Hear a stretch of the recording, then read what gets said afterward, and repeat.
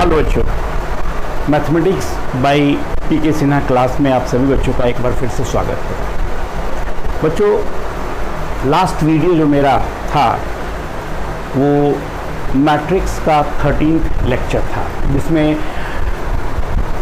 मैंने मैट्रिक्स के कुछ इम्पॉर्टेंट प्रॉब्लम्स, सेलेक्टेड प्रॉब्लम्स को सॉल्व किया और ये मैट्रिक्स 12 के स्टूडेंट्स के लिए था। और हमने ये आपको बताया कि मेरा जो वीडियो होगा वो 11th और 12th दोनों स्टूडेंट्स के लिए ही होगा। 11th के स्टूडेंट के लिए सबसे पहला टॉपिक जो मैंने स्टार्ट किया वो सीक्वेंस एंड सीरीज़ था। सीक्वेंस एंड सीरीज़ में हमने ये बताया कि सीक्वेंस क्या होता है, सीरीज़ क्या होता है, सीक्वेंस कितने प्रकार के होते हैं, सीरीज़ कितने प्रकार के होते हैं, इन सब चीज़ के बारे में पहला लेक्चर मेरा था सीक्वेंस एंड सीरीज़ का, जो 11th स्टूडेंट्स के लिए था। 11th ही नहीं, जो कंपटीशन की भी तैयारी कर रहे हैं, जो इंजीनियरिंग एंट्रेंस एग्जामिनेशन की तैयारी कर रहे हैं, उन स्टूडेंट के लिए भी वो वीडियो है, क्योंकि उस वीडियो में न केवल हम अर्थमेटिक प्रोग्रेशन के बेसिक कंसेप्ट के बारे में, सीक्वेंस सीरीज़ के पूरे बेसिक लेवल से प्रॉब्लम्स बताएंगे, बल्कि उसमें हम कम्पिटिटिव लेवल के स्टूडेंट्स के लिए शॉर्टकट ट्रिक्स और टेक्निक्स, जिससे within minute, within second, without using pen और पेंसिल हम प्रॉब्लम को कैसे सॉल्व करते हैं, इसके बारे में भी हम डिस्कस करेंगे। इसलिए वो वीडियो बहुत ही इंपॉर्टेंट है। दो जो स्टूडेंट्स जो कि इंजीनियरिंग एग्जामिनेशन का प्रिपरेशन कर रहे हैं, उनके लिए भी वो बहुत ही इंपॉर्टेंट वीडियो है ना।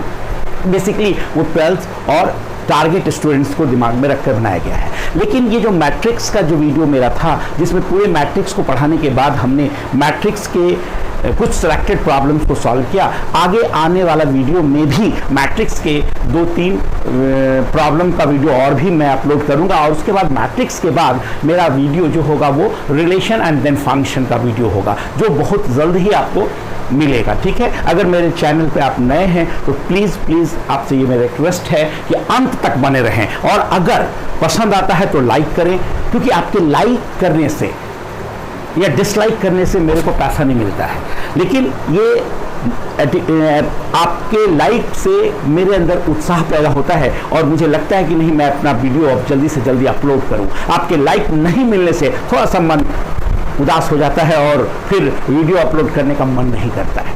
ठीक है, बहुत लंबे समय के बाद मैं ये वीडियो अपलोड करने जा रहा हूँ। ये वीडियो सीक्वेंस सीरीज कड़ी का दूसरा वीडियो है, जिसमें हम सीक्वेंस सीरीज के बाद जो लेक्चर 1 था, ये लेक्चर 2 है। ठीक है, इस वीडियो के तुरंत बाद मैट्रिक्स का 14th लेक्चर का वीडियो मैं अपलोड करूंगा, जिसमें मैट्रिक्स के कुछ और सेलेक्टेड प्रॉब्लम्स होगा। 15 वीडियो जो है वो मैट्रिक्स का कम से कम अपलोड करने के बाद ही मेरा टॉपिक रिलेशन शुरू होगा। आई थिंक इस वीक में रिलेशन का टॉपिक मैं स्टार्ट करूंगा, है ना। चलिए हम बात करते हैं अब सीक्वेंस एंड सीरीज की। तो सीक्वेंस एंड सीरीज में हमने ये बताया था कि सीक्वेंस कहते हैं succession of number according to some different rule of pattern is called sequence. Sequence को दो क्लास में हमने बांटा, एक हुआ इम्प्लिसिट सीक्वेंस और एक हुआ एक्सप्लिसिट सीक्वेंस। इम्प्लिसिट सीक्वेंस ऐसा सीक्वेंस को कहते हैं जिसमें हम किसी टर्म को nth टर्म को, सीक्वेंस के टर्म को जनरल फॉर्म में एक्सप्रेस नहीं कर सकते हैं, यानी कोई एक एक्सप्रेशन n का नहीं बनता है जिसमें हम सीक्वेंस को टर्म को, उसको हम लोग इम्प्लिसिट सीक्वेंस कहते हैं। और एक्सप्लिसिट सीक्वेंस वैसे सीक्वेंस को कहते हैं जिसके टर्म को हम जनरल फॉर्म में एक्सप्रेस कर सकते हैं, है ना। सीक्वेंस के बाद हमने बात सीरीज के बारे में बताया, सीरीज क्या होता है, और फाइनाइट सीरीज, इनफाइनाइट सीरीज क्या होता है। इसके बाद प्रोग्रेशन वर्ड आया। प्रोग्रेशन किसको कहते हैं, तो हमने आपको बताया कि there are several type of sequences, among all sequences 3 special type of sequences are called progression. It means sequences are not progression but progressions are sequences. Sequence progression नहीं है, लेकिन जो प्रोग्रेशन है वो सीक्वेंस है, because 3 specific type of sequences are called progression. अब यहाँ पर प्रश्न ये होता है कि बहुत सारे बच्चे ये कहेंगे सर हम लोगों को तो सिर्फ 2 ही प्रोग्रेशन के बारे में बताया गया है, एक अर्थमेटिक और एक ज्योमेट्रिक के बारे में, ये तीसरा आप क्यों बोल रहे हैं। देखिए एक्चुअली ऐसा है कि बेसिकली हमें अर्थमेटिक और ज्योमेट्रिक के बारे में पढ़ना है, लेकिन हार्मोनिक प्रोग्रेशन भी एक नया प्रोग्रेशन होता है जिसको हटा दिया गया। क्यों हटाया गया, उसका रीजन क्या है, जब आप पढ़ेंगे तो आपको समझ में आ जाएगा, है ना। लेकिन प्रॉब्लम्स उससे आता है कंपटीशन में, इसलिए हम यहाँ पर अर्थमेटिक प्रोग्रेशन, ज्योमेट्रिक प्रोग्रेशन और हार्मोनिक प्रोग्रेशन, तीनों प्रोग्रेशन के बारे में हम डिस्कस करेंगे। तो लास्ट क्लास में हमने आपको बताया था कि सीक्वेंस जो है succession of numbers according to some different rule होता है। प्रोग्रेशन क्या होता है? तो there are several type of sequences, among all sequences 3 special type of sequences are called progression. और वो क्या होता है? तो देखिए उसमें सबसे पहला जो बताया था हमने वो था अर्थमेटिक प्रोग्रेशन। अर्थमेटिक प्रोग्रेशन, जिसको शॉर्ट में हम एपी कहते हैं। 10th क्लास में 11th जो स्टूडेंट्स अभी 11th में नए नए आए हैं वो 10th क्लास में एपी से परिचित होंगे, ठीक है, एपी पढ़े होंगे, है ना। दूसरा जो सीक्वेंस आया जिसको हम लोग जियोमेट्रिक प्रोग्रेशन कहते हैं, जियोमेट्रिक प्रोग्रेशन, है ना। ये क्या हुआ? तो इसको हम लोग जीपी कहते हैं। और तीसरा जो सीक्वेंस हुआ उसको हम लोग हार्मोनिक प्रोग्रेशन यानी एचपी कहते हैं, है ना। यानी ये जो 3 तरह के सीक्वेंस हुए इन्हीं को प्रोग्रेशन कहते हैं। There are infinitely many type of sequences. Among all sequences, 3 special type of sequences are called progression: arithmetic progression, geometric progression and harmonic progression. Arithmetic progression को हिंदी में समानांतर अनुक्रम कहते हैं। ज्योमेट्रिक प्रोग्रेशन गुणोत्तर अनुक्रम कहलाता है। हार्मोनिक प्रोग्रेशन हरात्मक अनुक्रम कहलाता है। अब ये क्या है? किस तरह के सीक्वेंस को हम अर्थमेटिक कहते हैं, किस तरह के सीक्वेंस को हम लोग ज्योमेट्रिक कहते हैं, किस तरह के सीक्वेंस को हम लोग हार्मोनिक कहते हैं, इसको अलग अलग तरीके, अलग अलग स्टेप में बताएंगे। सबसे पहले अर्थमेटिक प्रोग्रेशन, उसके किस तरह के प्रॉब्लम्स उसमें होते हैं, उसको कैसे सॉल्व करते हैं, इन सब चीज के बारे में। उसके बाद ज्योमेट्रिक एंड तब हार्मोनिक, है ना। इसके बाद कंबाइंड प्रॉब्लम्स भी आएगा, है ना। तो देखिए ये बहुत लंबा टॉपिक है, ये छोटा टॉपिक नहीं है, इसमें बहुत सारे प्रॉब्लम्स हैं, बहुत सारे ट्रिक्स हैं, बहुत सारे टेक्निक है। तो अर्थमेटिक प्रोग्रेशन, ज्योमेट्रिक प्रोग्रेशन और हार्मोनिक प्रोग्रेशन, 3 तरह के प्रोग्रेशन हो गए। यहां पर हम ये पॉइंट लिख देंगे कि अगर पूछता है लोग कि what is difference between sequence and progression, तो सिर्फ आप ये बोलिएगा sequences are not progression but progressions are sequences. देखिए sequences are not progressions but progressions are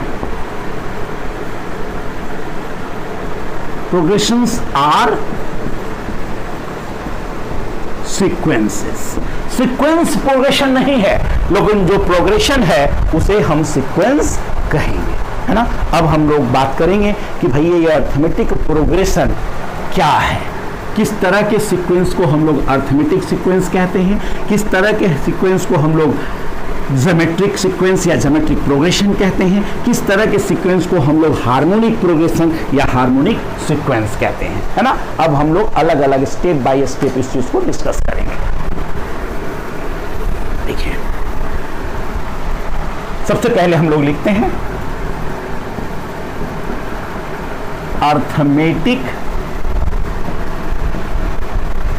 progression, है ना, एपी। हमने आपको बताया कि इसको हिंदी में कहते हैं समानांतर अनुक्रम। अर्थमेटिक प्रोग्रेशन इसको समानांतर अनुक्रम कहते हैं। क्या है इसका डेफिनेशन, ये आप देखेंगे। देखिए डेफिनेशन है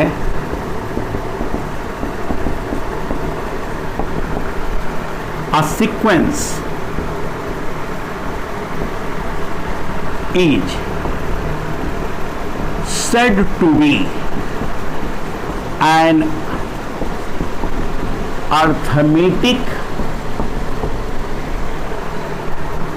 sequence.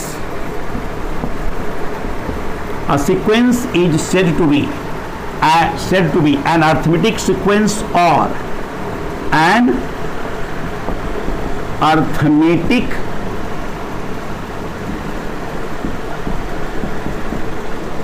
progression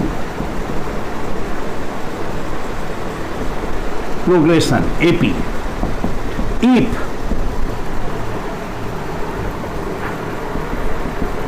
difference between any term and the term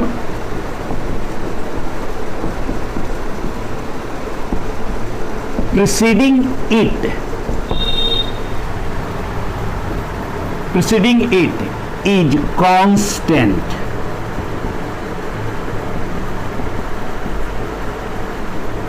throughout the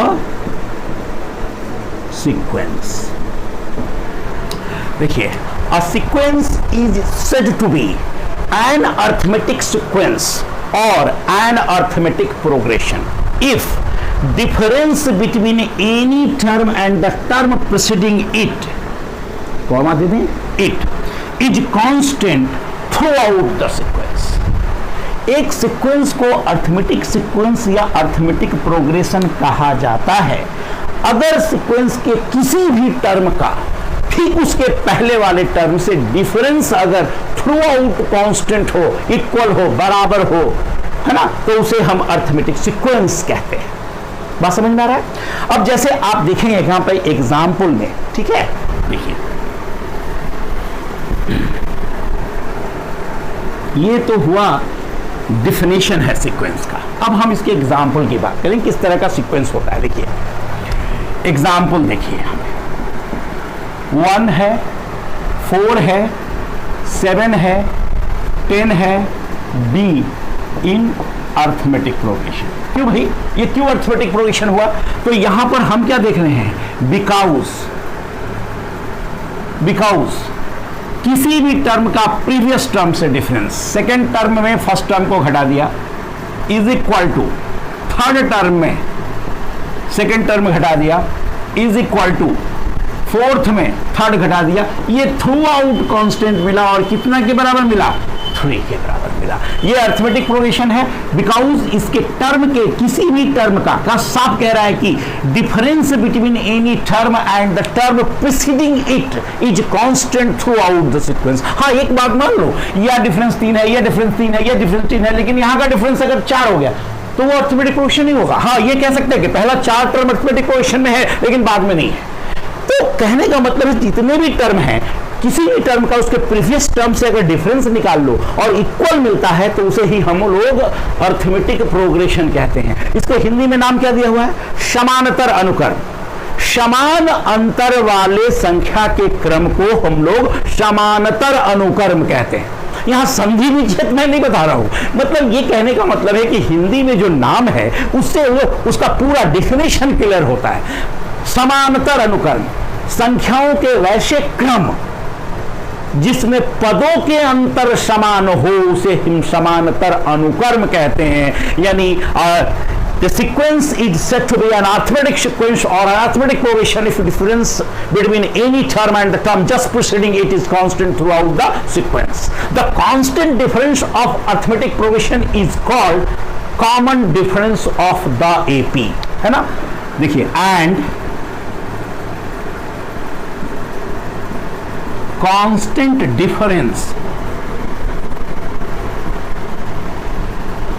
difference of arithmetic progression is called common। Arithmetic progression का जो कांस्टेंट डिफरेंस होता है उसे हम लोग कॉमन डिफरेंस कहते हैं और यूजली मतलब जनरली उसे स्मॉल डी द्वारा डिनोट किया जाता है। कॉमन डिफरेंस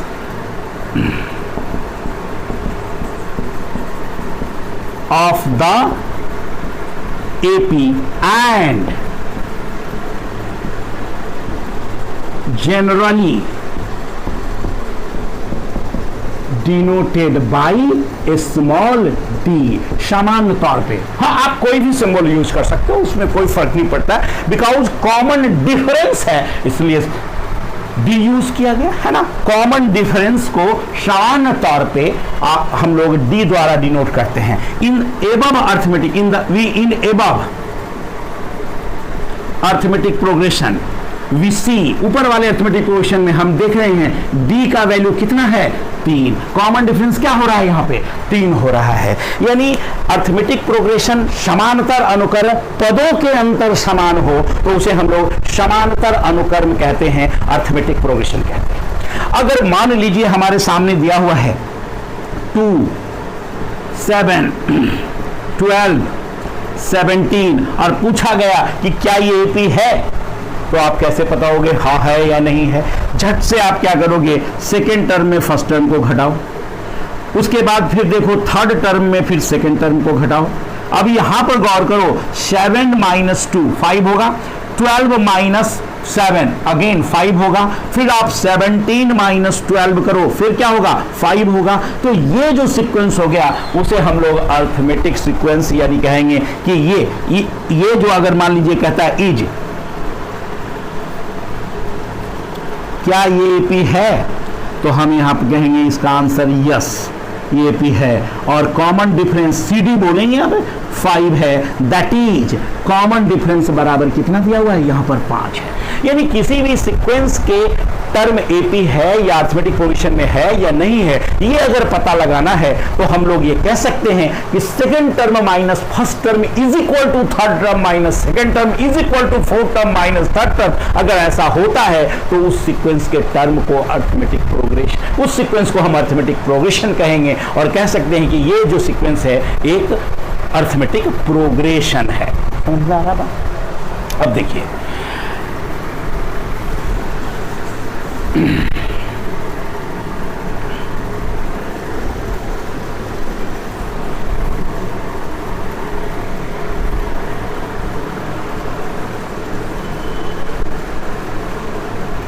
अब देखिए यहां पर मान लीजिए हमारे सामने एक प्रश्न आता है ये, या ऐसा लिखा होता है कि इफ T1, हमने आपको बताया था कि सीक्वेंस के टर्म को यूजुअली T1, T2, T3 द्वारा डिनोट करते हैं। T1 मतलब पहला टर्म, T2 मतलब दूसरा टर्म। आप मेरा अगर फर्स्ट लेक्चर है, अगर आप फर्स्ट बार ये देख रहे हैं तो मेरा फर्स्ट लेक्चर जो सीक्वेंस सीरीज का उसमें आप चले जाइए, सीक्वेंस के टर्म्स को रिप्रेजेंट करने का क्या सिंबल बताया इसके बारे में बताया हुआ है ना। और अगर सीक्वेंस का जनरल टर्म दिया हुआ है तो सीक्वेंस के टर्म्स को कैसे निकालते हैं इसके बारे में भी हमने डिस्कस किया है।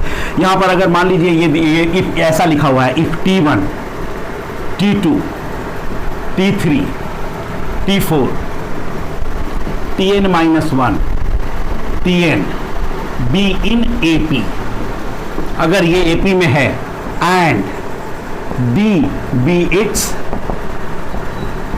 common difference,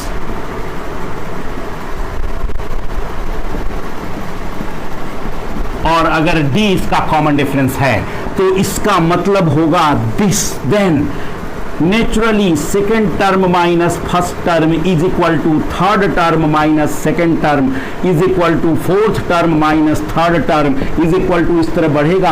और देखिए nth term minus n minus 1th term, और ये सब किसके बराबर होगा D के बराबर होगा, है ना।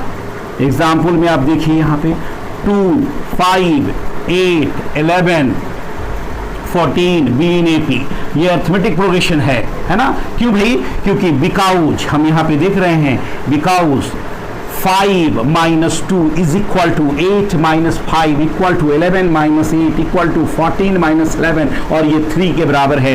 हियर डी बराबर क्या है 3 है। तो अर्थमेटिक प्रोग्रेशन की पहचान तो हो गई कि मान लो सीक्वेंस दिया हुआ है वो एपी में है या नहीं ये पूछा जा रहा है, तो हम आराम से बता सकते हैं कि वो एपी है या नहीं है ना। अब आप देखिए इस पे एक प्रश्न बता रहे हैं, ठीक है। देखिए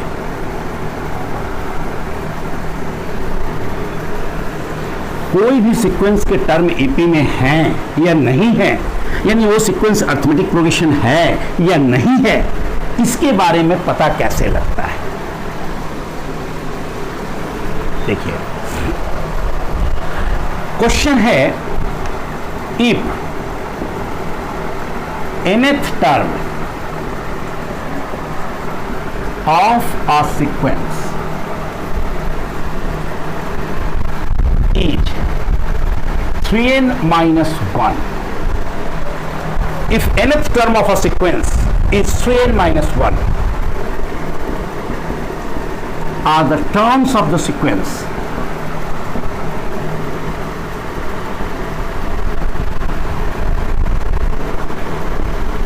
इन एपी? क्या सीक्वेंस के टर्म एपी में होंगे? If yes, find its common difference. Sequence के term are the terms of the sequence in AP. क्या सीक्वेंस के पद अर्थमेटिक प्रोविजन के जो टर्म्स हैं वो अर्थमेटिक प्रोविजन में हैं, और अगर हैं तो उसका कॉमन डिफरेंस बताइए, है ना। देखिए सॉल्यूशन एकदम बेसिक बता रहे हैं फ्रॉम क्वेश्चन।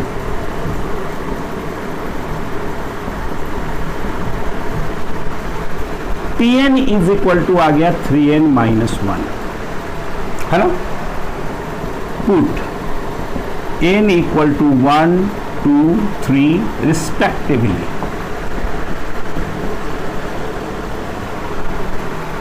क्रमवार पुट किया तो n का वैल्यू अगर 1 पुट करते हैं तो हमें मिलेगा t1 3 इंटू 1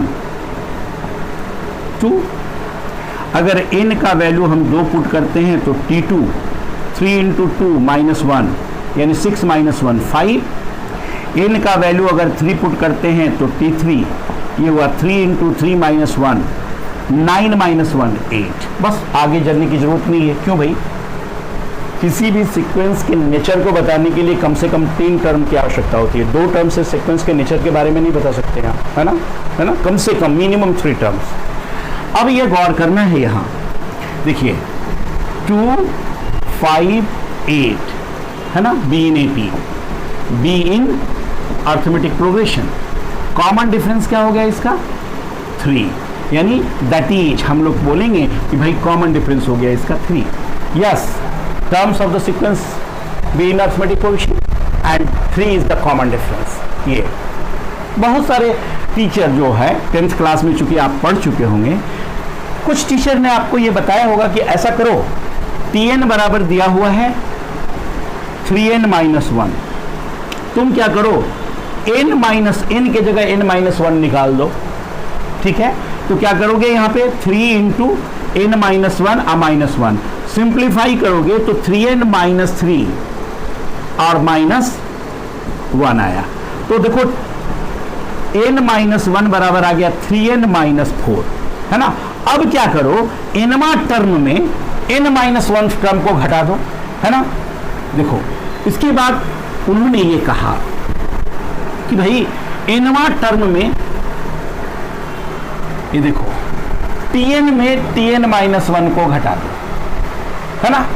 और अगर ये आ गया कांस्टेंट तो एपी है, और जितना आया वही उसका कॉमन डिफरेंस हुआ। देखो ये क्या करोगे, 3n माइनस 1 में तुमको घटाना है 3n माइनस 4, है ना। तो देखो tn माइनस 1 बराबर 3n minus 1 minus 3n minus minus plus 4, ये कैंसिल हो गया। तो देखिए हम लोग tn माइनस 1 बराबर आ गया कितना, माइनस 1 प्लस 4 3। तो हम ये देखेंगे कि क्या है, कांस्टेंट है, ठीक है। ये थोड़ा स्टैंडर्ड हो जाता है, हमें ये शुरू में बेसिक बताए, और ये आ गया कांस्टेंट। तो हम लोग क्या लिखेंगे कि बिकॉज nth टर्म और n माइनस 1 टर्म का डिफरेंस एक कांस्टेंट आ गया, मतलब सीक्वेंस के टर्म एपी में है ना, और कॉमन डिफरेंस उसका 3 है। 2 तरीका हमने बताया। बहुत सारे स्टूडेंट्स ऐसे होंगे जिनको कुछ टीचर ने भाई n के जगह 1 2 3 पुट करके देखने के लिए कहा और सीक्वेंस बना दिया, और सीक्वेंस बनाने के बाद उनको जो मिला उसको देखा आपने कि हाँ वो एपी है या नहीं। पहचानने का तरीका हमने भी बताया आपको कि सेकंड में फर्स्ट घटाइए और थर्ड में सेकंड घटाइए, बराबर हो तो एपी हुआ। उस तरीके से हमने देखा ये एपी है और उसका कॉमन डिफरेंस 3 है। कुछ स्कूल में कुछ टीचर ये बोलते हैं भैया nth टर्म दिया हुआ है, तुम n माइनस 1 टर्म निकालो और nth टर्म में n माइनस टर्म को घटा दो, और घटाने के बाद अगर कांस्टेंट होगा तो वो एपी होगा। मतलब कांस्टेंट का मतलब इसका वैल्यू n पर नहीं डिपेंड कर रहा, n के जगह 1 डालोगे तो भी 2 डालोगे तो भी, तो ऑलवेज जो होगा वो 3 का 3 ही मिलेगा। मतलब अगर n के जगह 2 डाल दिए तो 2 t2 माइनस t1 3, n के जगह 3 डाल दोगे तो t3 माइनस t2 3, n के जगह 4 डाल दोगे तो t4 माइनस t3 3। मतलब किसी भी टर्म का प्रीवियस टर्म से डिफरेंस थ्रू आउट कांस्टेंट मिलता है तो हम लोग उसको बोलते हैं ये पी है, और ये तरीका। लेकिन हम आपको ये नहीं बताएंगे, हम एकदम बताएंगे कि भाई प्रॉब्लम देखो, आप बोल दो हाँ एपी है, और उसका कॉमन डिफरेंस इतना है। बिना कॉपी कलम उठाए क्वेश्चन देखकर बता देंगे। कैसे? अभी आप देखिए, तुरंत 2 मिनट के अंदर आप एकदम देख करके समझ लेंगे कि वो एपी है कि नहीं है, और अगर एपी है तो उसका कॉमन डिफरेंस क्या है। Without using pen pencil we can solve this problem. इसके लिए थोड़ा सा हमें 9th 10th क्लास में जाना होगा। आप एक बार बताइए, पढ़े होंगे आप इसको। वी नो दैट, हम लोग जानते हैं कि ax plus b equal to 0 is called linear equation in x। ये लीनियर इक्वेशन इन x कहलाता है। a और b ये जो है वो कांस्टेंट है। a और b ये दोनों जो होंगे वो क्या होंगे? कांस्टेंट होंगे।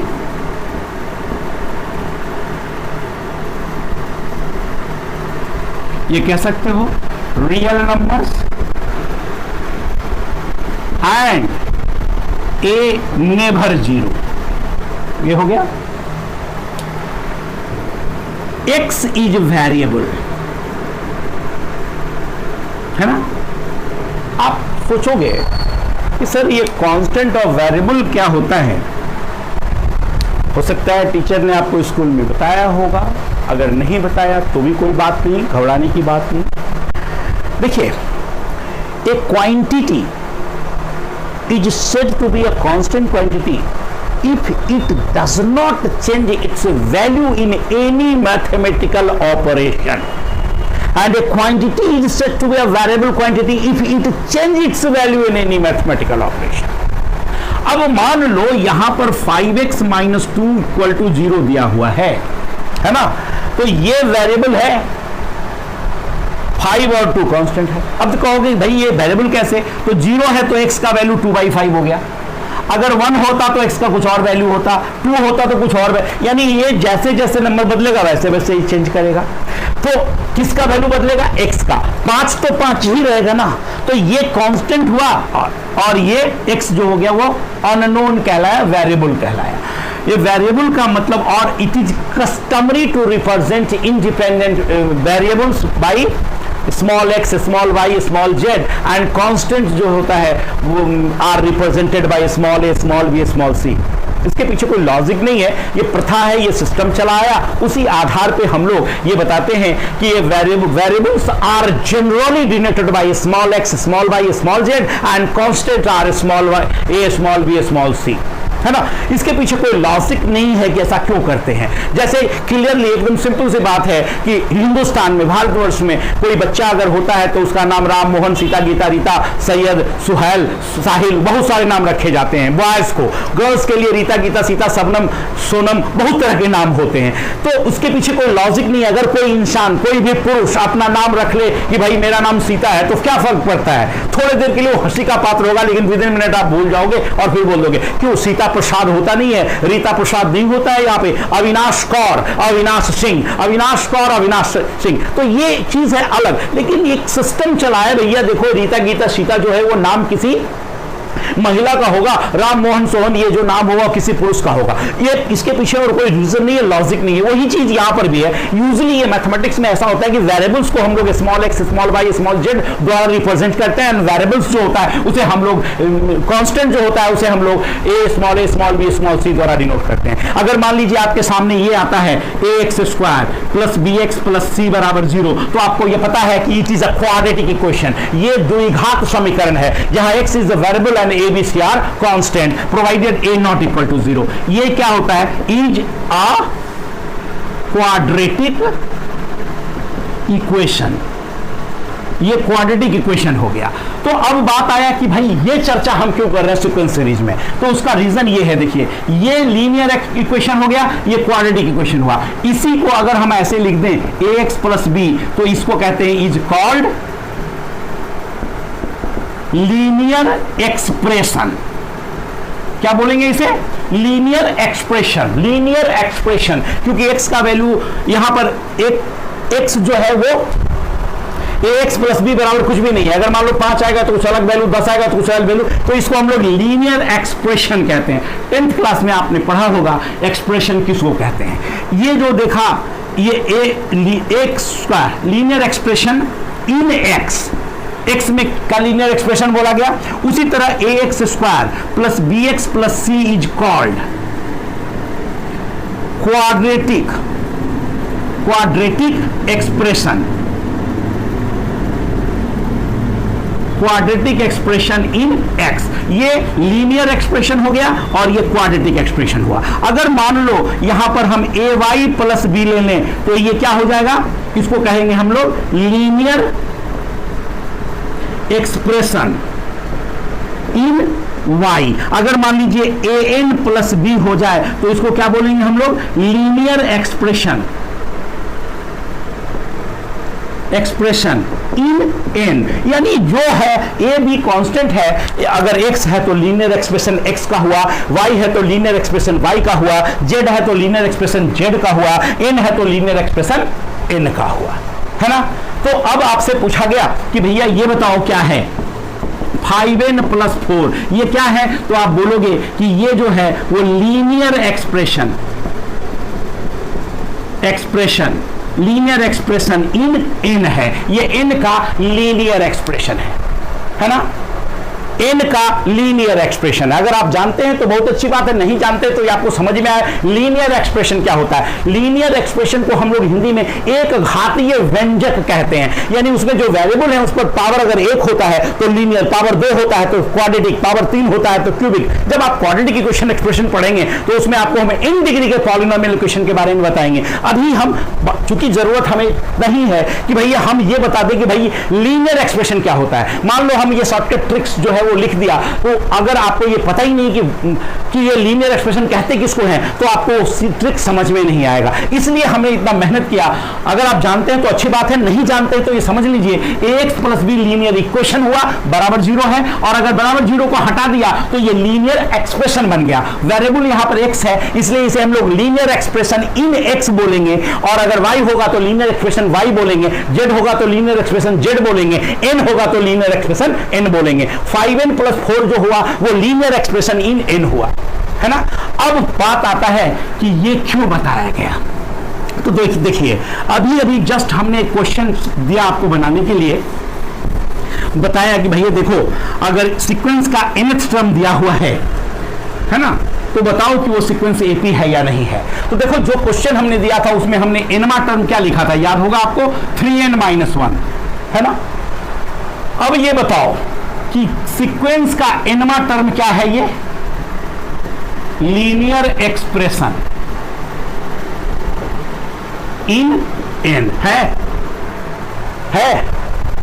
तो देखो एक बात हमेशा याद रखना, शॉर्टकट ट्रिक है कि if nth term of a sequence, if nth term of a sequence is linear expression in n, then terms of the sequence must be in arithmetic progression, and common difference of arithmetic progression will be equal to the numerical coefficient of n. Simple, without using pen और pencil बता सकते हैं हम लोग ये AP है, yes है। Common difference क्या होगा, नो डाउट 3, बिना निकाले। देखिए अगर मान लीजिए nth टर्म हम लिखे 5n-3, एपी है, यस है। Common difference 5। क्यों भाई, क्यों ऐसा बोल दिया, तो because nth term of a sequence series, sorry nth term of a sequence is a linear expression in n का लीनियर एक्सप्रेशन है, मतलब एपी है, और कॉमन डिफरेंस उसका 5 होगा। तुम निकाल के देख भी सकते हो कि कैसे होगा। अगर मान लो n का मान 1 डालते हो तो 1 डालते हो तो क्या मिलता है तुम्हें, देखो n की जगह 1 डालते हो तो 5-3 2 मिला। अब n की जगह 2 डाल दो, n की जगह 2 डाल दो तो 5 × 2 10 -3 7, n की जगह 3 डाल दो 15 -3 12। अब जरा देखो तो एपी है कि नहीं है, है ना। और कॉमन डिफरेंस क्या बोला हमने, 5। तो शॉर्टकट ट्रिक क्या हो गया? शॉर्टकट ट्रिक हो गया कि अगर किसी सीक्वेंस का nवां टर्म n का लीनियर एक्सप्रेशन है, then terms of the sequence must be in arithmetic progression and common difference of arithmetic progression will be equal to the numerical coefficient of n। ये शॉर्टकट ट्रिक है जिसको आप लिख सकते हैं। लिख लो, देखो shortcut method. If nth term of a sequence, nth term of a sequence is a linear expression in n, then terms of the sequence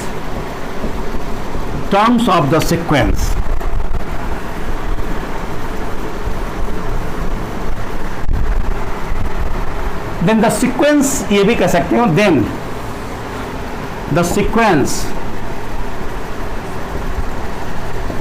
is an arithmetic progression whose common difference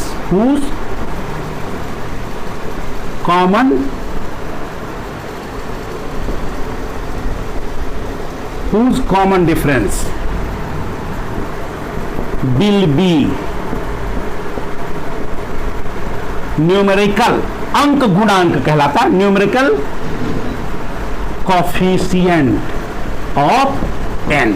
अब जैसे example में देखिए, अगर tn बराबर दिया हुआ है 7n+1, AP है, AP यस है, AP है, कॉमन डिफरेंस क्या होगा? 7।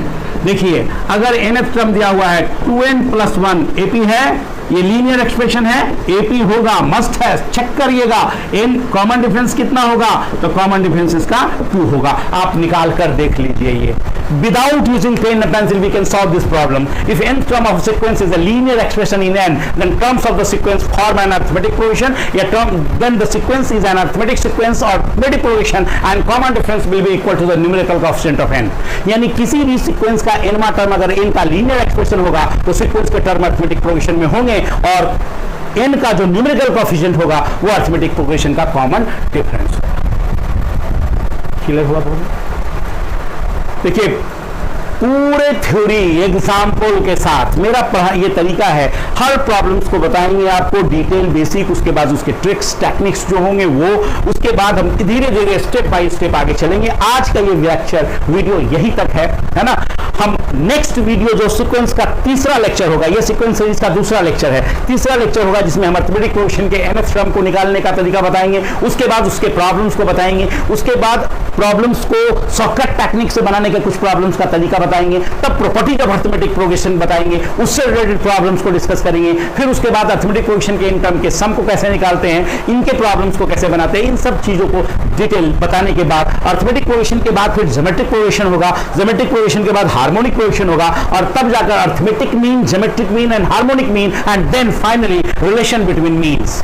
तो फिर लास्ट में समेशन ऑफ सीरीज, इन सब चीज को डिस्कस किया जाएगा। आप मेरे चैनल पे नए हैं तो मैं ये कहूँगा कि आप मेरे चैनल को सब्सक्राइब कीजिए, है ना, जितना से जितना ज़्यादा हो शेयर कीजिए, है ना। ये 11th क्लास का दूसरा मेरा लेक्चर था, सीक्वेंस सीरीज टॉपिक हमने पढ़ाया। पहला लेक्चर में सीक्वेंस सीरीज को डिफाइन किया, दूसरा लेक्चर में हमने उसी कड़ी को आगे बढ़ाते हुए थोड़ा आप बताया। मेरा नेक्स्ट लेक्चर जो है जो होगा वो मैट्रिक्स का होगा, 14th लेक्चर जो 12th स्टूडेंट्स के लिए है। इसमें भी अगेन मैं मैट्रिक्स के कुछ सेलेक्टेड इंपॉर्टेंट प्रॉब्लम्स को डिस्कस करूंगा, है ना। आज का वीडियो यहीं तक है, फिर अगले वीडियो में आपसे हम मिलेंगे। हाँ, मैट्रिक्स के लेक्चर के बाद सीक्वेंस सीरीज का लेक्चर नंबर 3 आएगा, वेट कीजिएगा। तब तक बाय।